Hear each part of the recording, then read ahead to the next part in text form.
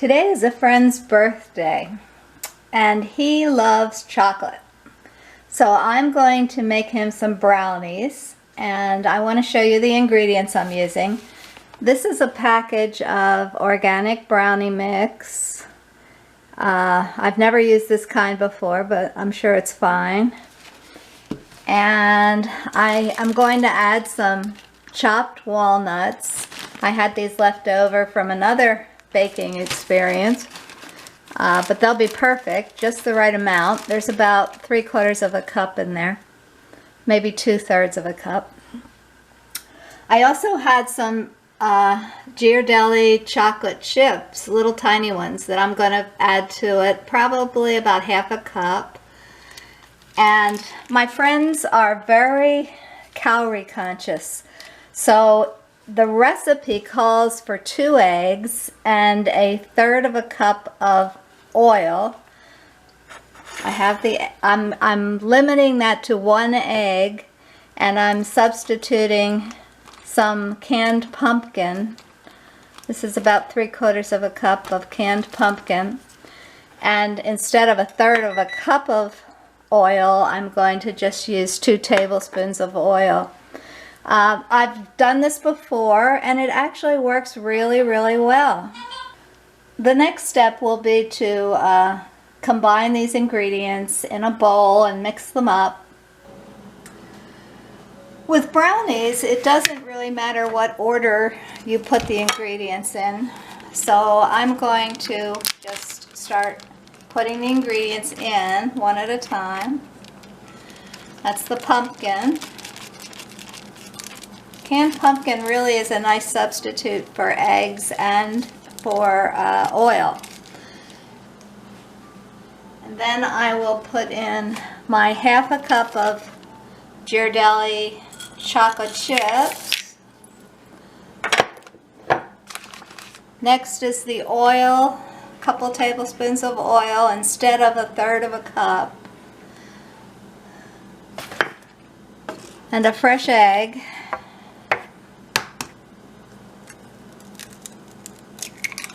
And I wanted to mention that I always use a bigger bowl than what I think I'll need.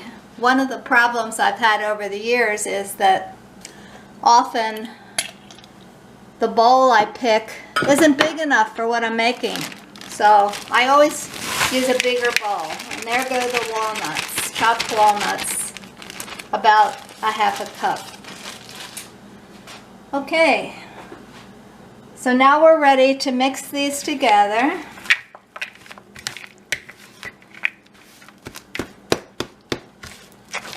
Just break that egg yolk and just start mixing, and you don't have to over mix these. Mixing them just until everything is well combined is a good idea. And if I think I don't have enough liquidity, I'll add a little bit of water to this. It is a bit of a thick, it's going to be a thick dough, but brownies usually are. That's the way they're made, but you want to be able to get them into a pan. So it's a good idea if they're not too loose or too tight.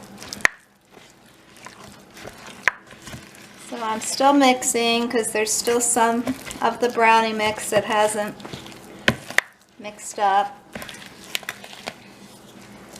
But it's almost ready. And as a variation, other times you may want to put coconut in, flaked coconut. That's always nice. You can use white chocolate chips. You could even use dried fruit if you wanted. Not one of my favorite things to add, but it would work. Okay, this looks well mixed enough. The next step is putting it in the pan. As you may know by now, I'm a great believer in avocado oil for many things. It has very little taste of its own. It doesn't really add a flavor. So I put about a teaspoon of avocado oil in the pan, and I'm just going to use my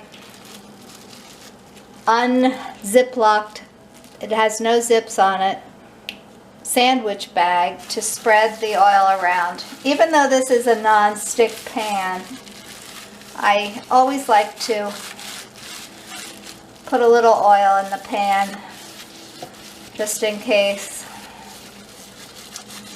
And I save these, I save these for about a week, and I use them over and over again, these plastic little bags.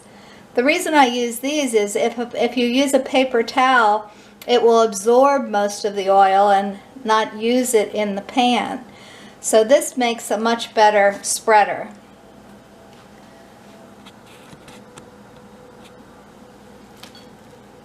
Okay, so now I'm ready to put the brownie mix into this pan, which I'm doing.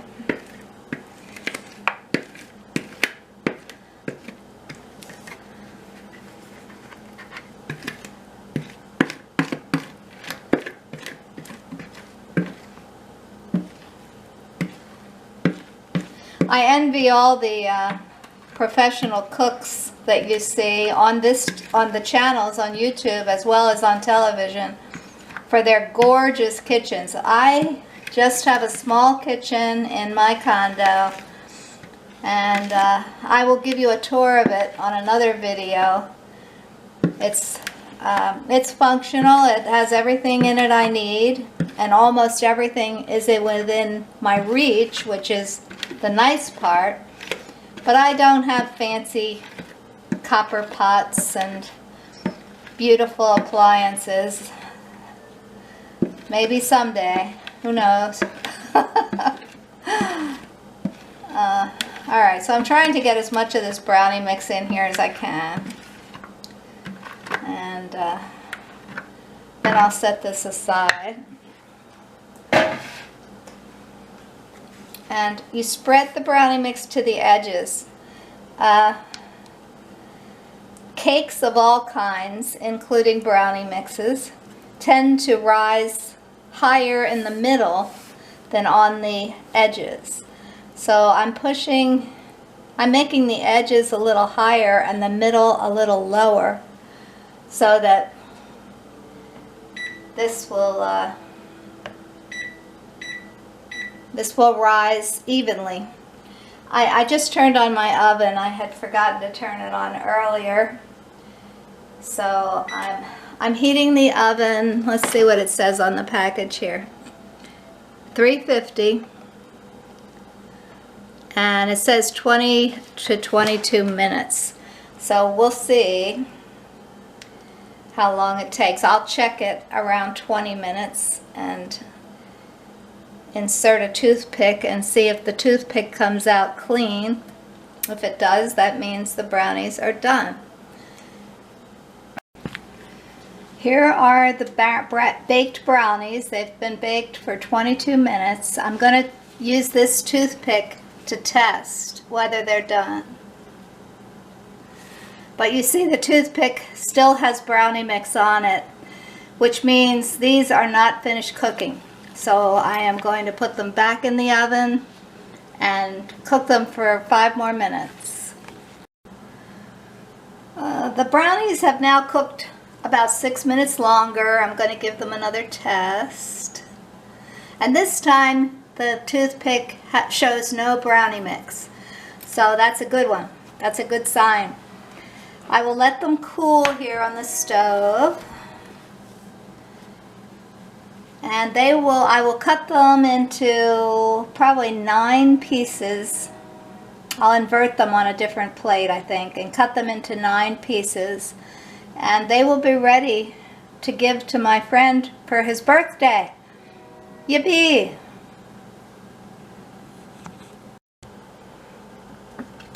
I wanted to show you the brownies plated and ready to be wrapped and taken to my neighbor's house. They turned out great. They are held together beautifully. They have a great flavor. These were good brownies.